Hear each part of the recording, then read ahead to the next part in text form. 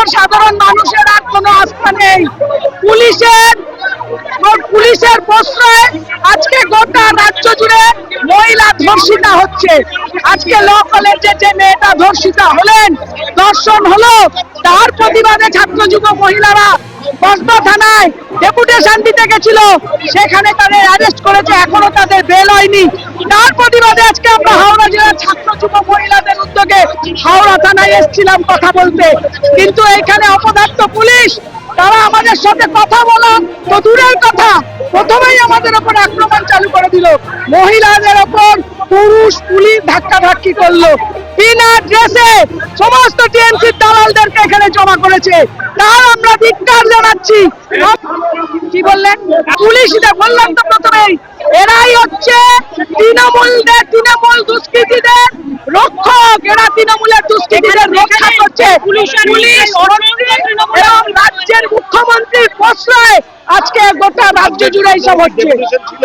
আমরা কথা বলতে এসেছিলাম, আমরা থানা অফিসারের সঙ্গে, আমাদের যখনই থানার সামনে এলাম, থানার সামনে আসার সঙ্গে সঙ্গে পুলিশের এবং নক্কারজনক ভূমিকা আমরা ভাবতে পারিনি যে তারা আমাদের মহিলাদেরকে ধাক্কাধাক্কি করলো, গলায় আমাকে পর্যন্ত ধাক্কাধাক্কি করেছে। আমরা বলেছি যে মহিলা পুলিশ কোথায়, পরবর্তী সময় দেখলাম 2-4 জনকে এনে দাঁড় করিয়েছে। আমরা বলতে চাই গোটা রাজ্য জুড়ে কি চলছে, পুলিশের এই অপদার্থতার জন্য আজকে এই রাজ্যটা, গোটা রাজ্যটা নারীরা নিরাপদে নেই। তার প্রতিবাদে আমরা আজকের এই প্রতিবাদ সভা করেছি।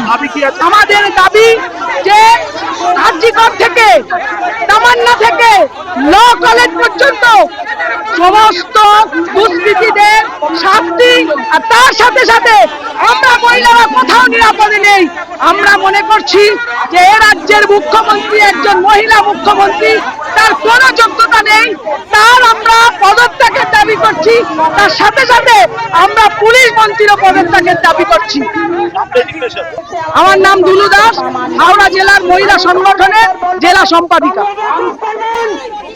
ওনাদের সাথে কোনো বার্গেনিং নয়। কমরেড প্লিজ চুপ করুন।